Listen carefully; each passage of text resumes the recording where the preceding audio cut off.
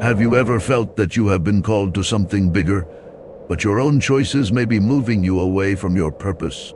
He was the strongest man who ever existed, a warrior who faced whole armies and made his enemies tremble only by hearing his name. No prison could contain it, no current could hold it, but the true battle he faced was not against the enemies of his people. It was against himself. For 20 years he kept his oppressors away. His name was a symbol of protection. But while winning battles, he began to lose something deeper. Little by little, without realizing it, his strength became a prison. Like him, many rely only on their own strength, without realizing that all strength comes from me. Don't let this story go unnoticed.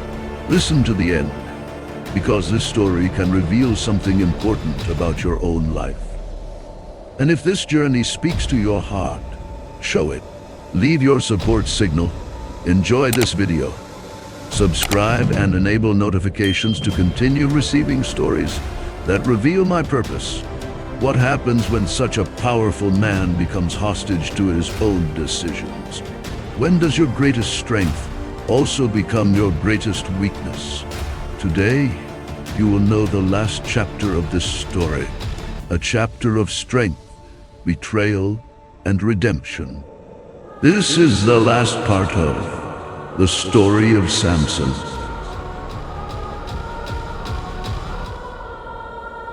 For 20 years, my chosen kept the Philistines away.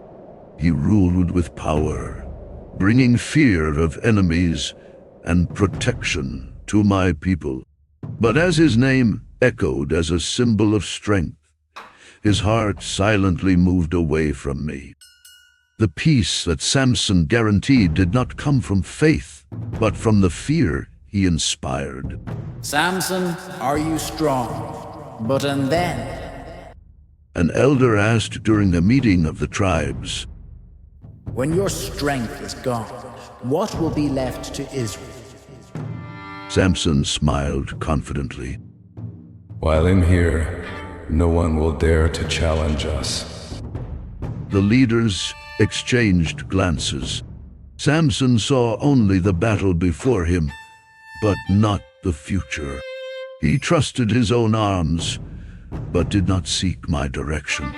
And the force that is not grounded in wisdom becomes a weight, not a legacy. The years passed, and tranquility became dangerous. Without battles, Samson turned off his call. His feet took him in uncertain paths, his communion with me, even though his hair was still untouched. He did not realize that true weakness begins before being visible in the eyes. The Philistines, who had suffered under their hands, waited patiently. They knew that defeat would not come by force, but by cunning. And then they plotted the fall of Samson, not with swords, but with time. The attacks began small. Speeden villages at dawn, families kidnapped under the veil of the night, harvests reduced to ashes. Each onslaught seemed isolated, without justification for a war. But every step wore Samson out. He ran one way, only to find that his enemies were attacking another. Messengers arrived afflicted. Samson, the Philistines attacked another village. We need you.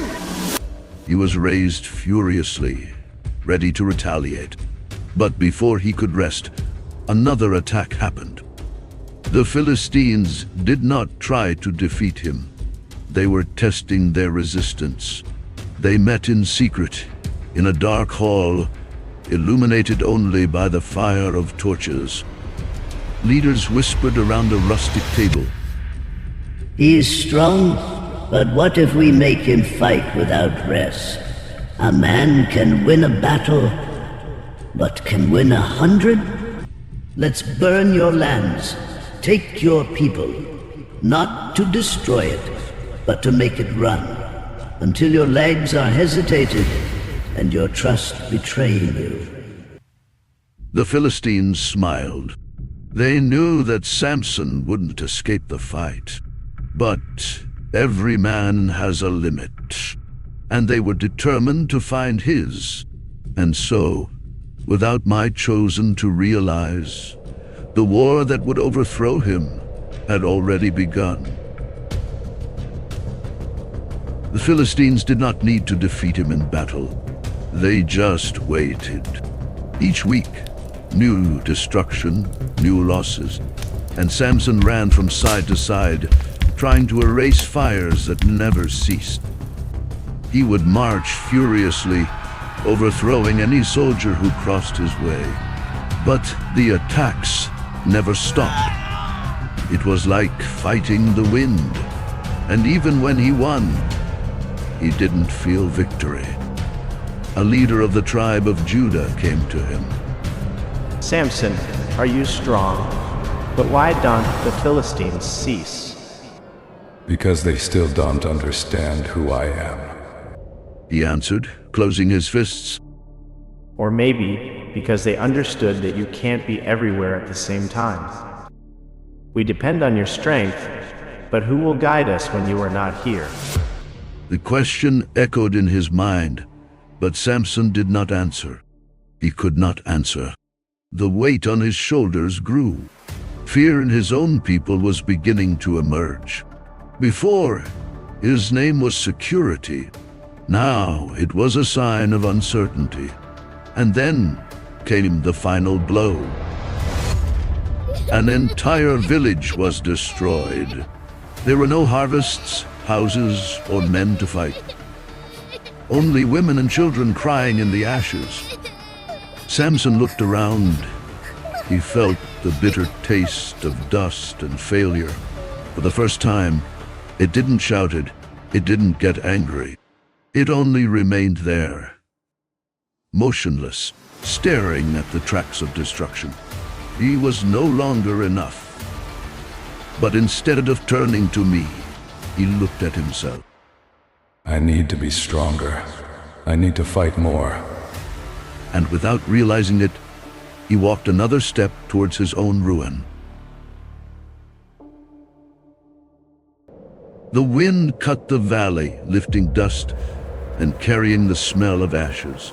Samson marched without hesitation. The Philistines had caused it too long, and now he would bring the answer. The men of Judah walked behind him, but they did not share the same confidence. Fear was present in their eyes. They knew the Philistines were not foolish. It's a trap! They want to take us to a place where there is no way out. But Samson didn't hear. If it was a trap, he would break it. The arrows came first. They played in the air as prey to snakes. Before the warriors of Israel could lift their swords, many were already on the floor. So the drums sounded, and from the hills around, the Philistines emerged. Thousands, a wall of shields and spears, surrounding them everywhere. The Israelites arrested their breath as they realized that there was no way out. It's a trap! They arrested us! Samson just smiled. So, try to hold me. The Philistines advanced like a black wave, their swords glowing in the sunlight. Samson welcomed them alone. The first enemy fell with a single punch. The skull crushed against the ground. The second tried to attack him from behind. But Samson turned in time and threw him away like a cloth doll. He didn't need weapons. He was the weapon. The Philistines attacked all sides, but Samson fought like a storm of fury. He ripped spears of his hands and broke them like twigs. He dropped soldiers with such violent blows that his own floor was shaking. But his warriors were not like him. The Israelites fought bravely, but there were few. The Philistines crushed them without mercy. The battle roars. The floor was red with, the air smelled of blood and sweat. Samson kept striking. He dropped dozens, hundreds, but his men were falling around him. He heard the screams. He saw the spears pierce his companions. He saw faces he knew to be erased before his eyes. So something inside it trembled. For the first time, Samson was afraid, not for what the Philistines could do to him, but from what he could not stop. It was then that the blow came. A spear pierced his shoulder. He felt the meat tear, the warm blood drained by the arm. Another soldier cut his leg. He staggered. Samson had never been wounded like this. He had never felt his own meat giving into steel. And at that moment, he realized that he was not immortal. The fear lasted only a second. The pain awakened him with a roar. Samson ripped the length on his shoulder and used it against his own enemies. He struck brutally, despair, with fury. The Philistines retreated. Then they started running away. But Samson didn't celebrate. He was standing, but he was alone. No soldier from Israel remained by his side. He looked around, breathing with difficulty. The field was silent, covered in bodies. He won, but he didn't feel victory. His body was whole, but something inside it had broken. My chosen remained standing on the battlefield, but did not feel victory. The wind blown between the fallen bodies, carrying the bitter smell of death. Her heart beat hard, but not out of glory. For the first time, he felt the weight of something his strength could not carry. He always believed that his presence was enough to keep Israel safe, that it was enough to raise the fists so that their enemies would retreat. But now, looking around, he saw only the emptiness. Those who marched with him now lay on the floor, and for the first time, the question came. What is my strength for, if those I protect do not survive? Samson squeezed his fists, his heavy breath. His eyes sought something, an answer, an exit, a meaning for what had just happened. But the silence was the only one that remained. The memories began to return, the faces of the warriors who departed with him that day. Their voices, their hopes, their oaths of faithfulness. Now they were dumb. Samson, we won, but look around. Many have not come back. A wounded survivor tried to lift, his voice failing before becoming a whisper. Samson looked at him, but had no answer. The leaders of Israel did not celebrate their victory. They stared at him with a weight in his eyes. He fights for us, but... and then? If he falls, who will continue his mission? Your victories protect us, but with every battle we are less. Samson heard the words, but did not want to hear them. I watched him, waiting. If he cried for me, I would answer. If I sought me, I would guide him. If I handed me the weight it carried, I would support him. But he didn't. It didn't seek me. Instead, it turned and walked alone, aimlessly, without direction, without looking at me. Samson walked without destination, not because his feet were tired, but because his soul was no longer rest. The war still echoed in his mind, the sound of steel shocking, the screams of his men, the silence of those who did not return. But instead of turning to me, he sought relief elsewhere. And so, his feet took him to Surapur. He didn't seek refuge. He didn't seek my direction. He just followed his desires. And there, among the vineyards, he found Delilah. She was beautiful, charming, but her beauty wasn't just on her face. She was in the words, the gestures, the way she knew exactly what to say. Samson, who never feared armies, now did not realize the danger hidden in a look. The princes of the Philistines soon realized. They saw how Samson spent more and more time beside her, and in secret, they went to Delilah. Seduce him. Discover the secret of your strength. Make it trust you. And they promised him silver, more than any peasants could earn in a lifetime. Delilah, who saw in Samson a powerful man, now saw in him an opportunity. That night, Delilah approached Samson with sweet words. Samson, my love, what is the secret of your strength? What makes you different from other men? Samson smiled confidently. He saw no danger there. He thought he'd dominated the situation. If they tie me with 7 new strings, I will be as weak as any other man. Delilah heard and believed. At the same night, he waited for Samson to sleep. Carefully, he took the new ropes and tied his arms and feet. Her fingers trembled with excitement. She leaned and whispered near her ear, Samson, the Philistines come against you? Samson opened his eyes and, with a slight movement, the ropes broke like straw wires. Delilah was silent. She didn't expect that, but she wouldn't give up so easy. The next day, he tried again.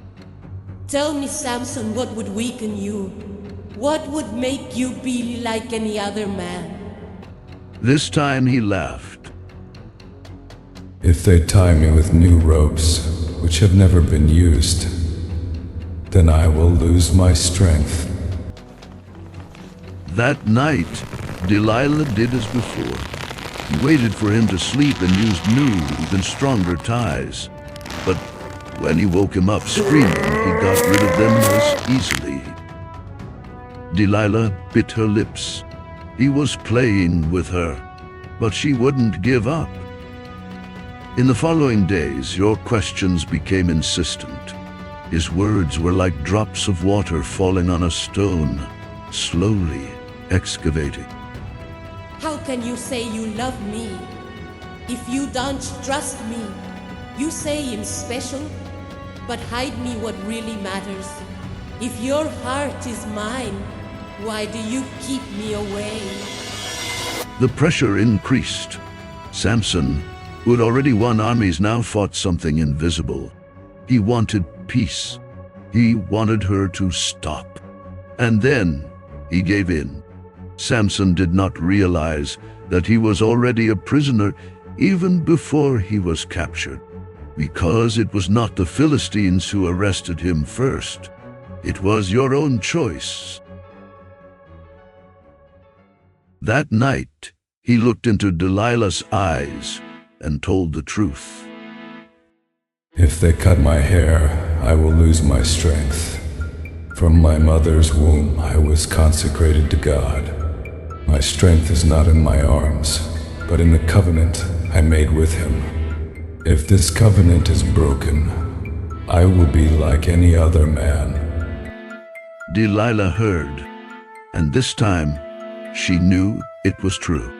She waited for Samson to sleep, as in previous nights.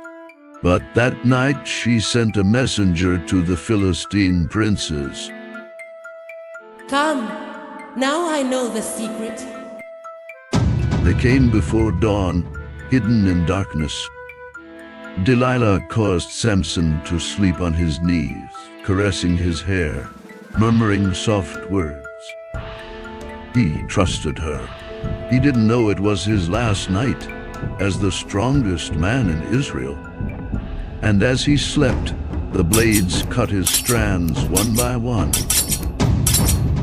Samson opened his eyes when he heard Delilah scream.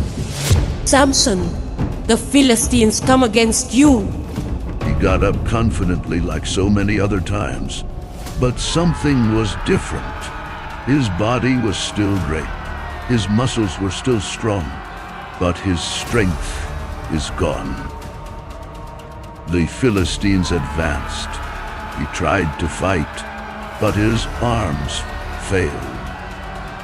They dominated him. They tied his hands, arrested his feet. Samson fell to his knees, stunned, not understanding what had happened. Then came the final pain. The Philistine soldiers pulled a blade, and before all, they ripped their vision. Samson, who was already blind to Delilah's mistake, was now blind to the world. The Philistines laughed, dragging Samson chained through the streets of Gaza.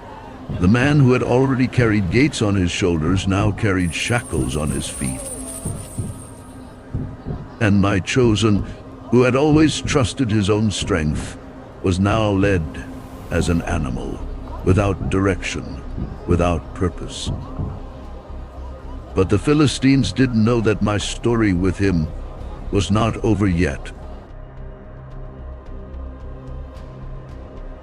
The Philistines celebrated their fall as if they had defeated an entire army, what their weapons have never achieved. A woman did with a whisper. His body, marked by the fight, felt the weight of the chains. His previously feared face was now seen only as a trophy. His eyes were erased, but his soul was beginning to see. They took him to prison, not to kill him immediately, but to display it. Samson, the terror of the Philistines, was now the symbol of the victory of their gods. There, in the darkness of jail, my chosen one touched the bottom of the abyss. Not only because he lost his vision, but because he realized that he had moved away from me.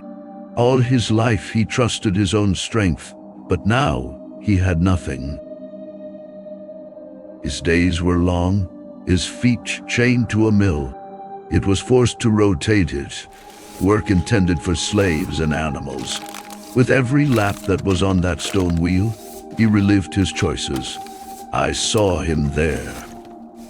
I heard him in his silence, because as the Philistines moved, Samson began to pick me up again.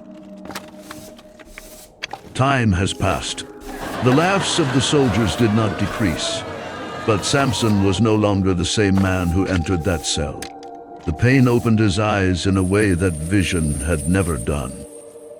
And then, a detail that the Philistines ignored. Their hair started to grow. They believed that their strength was only in the cut strands, but they did not understand that their strength always came from me. The growth of his hair was not only physical, it was a symbol of the restoration of his alliance with me. The Philistines did not realize the change. For them, Samson was just a show. The man who once terrorized his cities now spinned in the mills as a slave as they laughed and toasted his humiliation. And that's when an idea came up. The Philistine leaders decided to celebrate their victory in a public forum. Dagon's temple was decorated, the gathered nobles, and an invitation spread between the cities. Bring Samson. Let's laugh at our achievement. They wanted everyone to see the trophy of their victory. The man who had already carried gates on his shoulders would now be shown before the crowd. And then, my chosen was taken from the jail. He staggered, still without seeing, guided by a servant. But inside him, something had changed. He was no longer a man who trusted his own strength. The Philistines shouted his name, mocked his misfortune. But they did not know that at that moment, he no longer belonged to shame. Samson turned to me.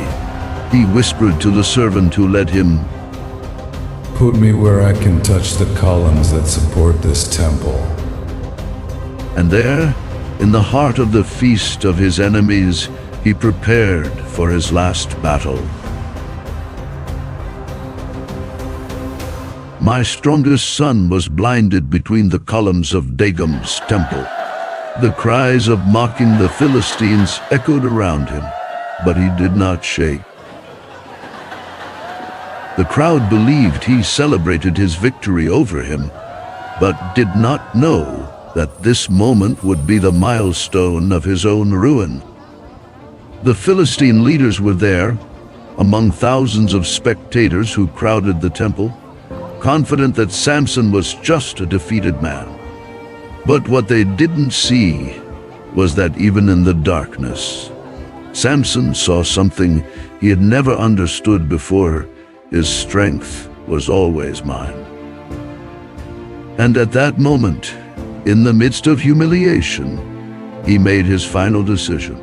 The currents that arrested their arms were symbols of their fall, but also the truth that now burned within it. Samson raised his voice in prayer, and his words echoed throughout the room. Lord God, remember me. Give me strength once again, that I may fulfill the purpose for which I was called.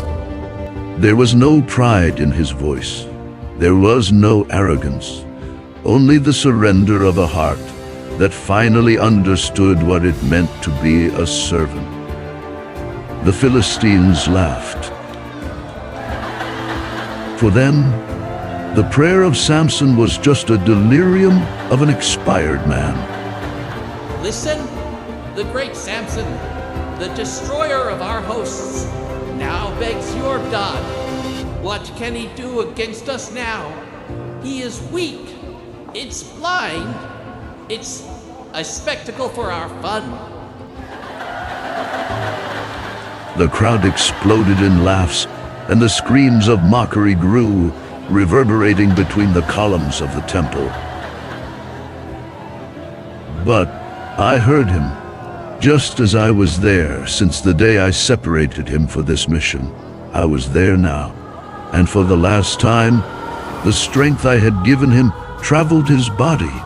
It was not just physical power, it was the weight of his call, the purpose for which he was born. Samson took a deep breath. He saw nothing, but he heard.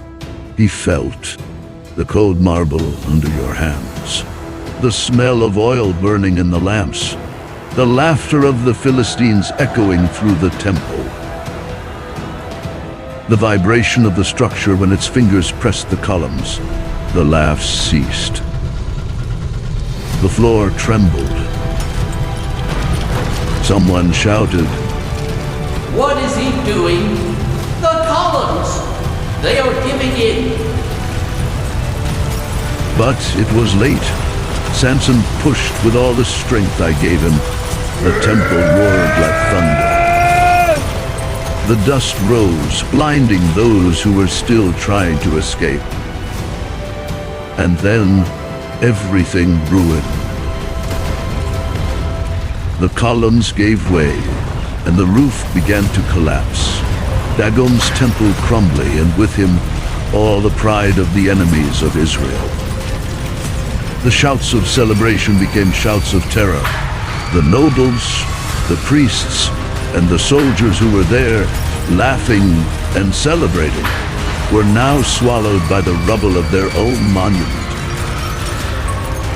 Samson did not hesitate. He knew what that act meant. With the same strength he had lived, now he gave his life, fulfilling the purpose for which he had been called from his mother's womb. He fell with the temple, but in his death he reached a greater victory than any other in life. He destroyed more enemies on that day than in all the battles he fought. And Israel, for so long oppressed, has seen the weakened Philistine empire and its hope restored. The earth trembled. The temple of Dagon no longer existed, and among the ruins, those who believed that the force of Samson had been destroyed. But it was not Samson who had been defeated.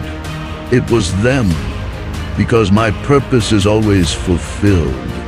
And that day, the man who was one day lost in his own strength found his true power in me. And his last prayer, the prayer of a repentant servant, echoed far beyond the walls of that temple. The death of Samson was more than the end of his journey.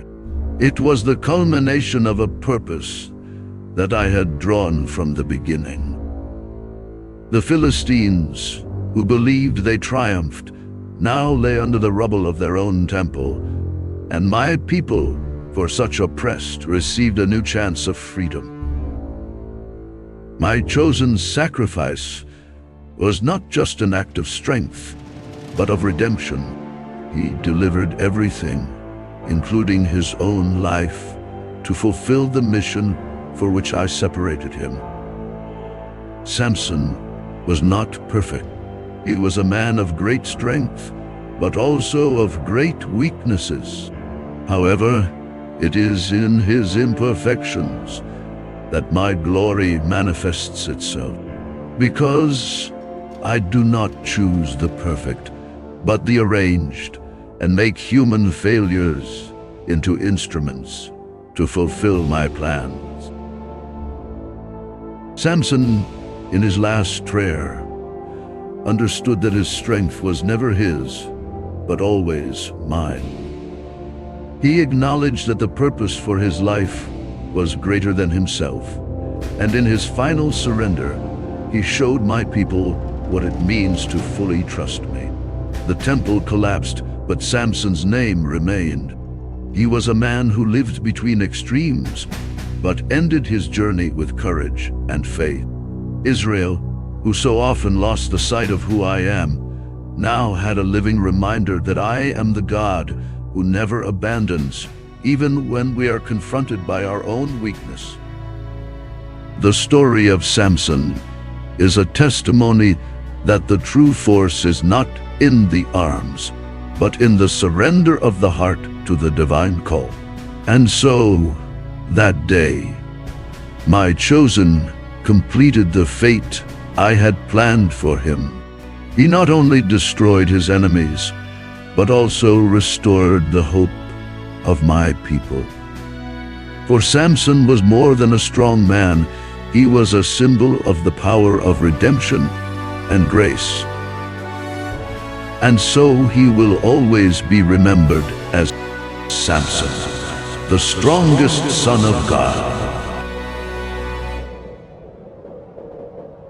If you have been touched by the story of Samson, remember that we all have a purpose. True strength comes from the connection with the Creator. I invite you to reflect, where do you seek your strength? Is it sometimes trusting ourselves than in divine direction? Your journey can also be transformed, just as his was. Thanks for watching here and for diving into this deep story. If you liked it, don't forget to enjoy this video, subscribe to the channel, and activate the bell so you don't miss the next content. Leave in the comments that has impacted you the story of Samson, and share it with someone who needs to hear this message of faith and redemption. May the peace of the Lord be with you, and may your life be strengthened by the grace of God. We see each other soon, with more stories of faith and courage. Until then, always remember, just like Samson. You can also find strength in the covenant with God.